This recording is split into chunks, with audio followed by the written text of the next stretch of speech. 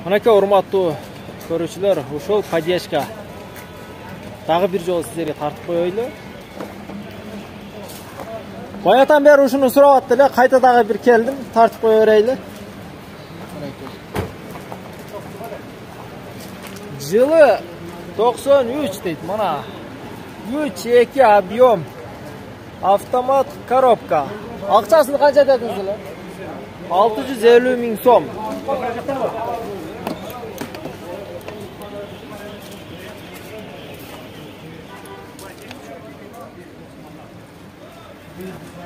Мынакей, içi de таза экен.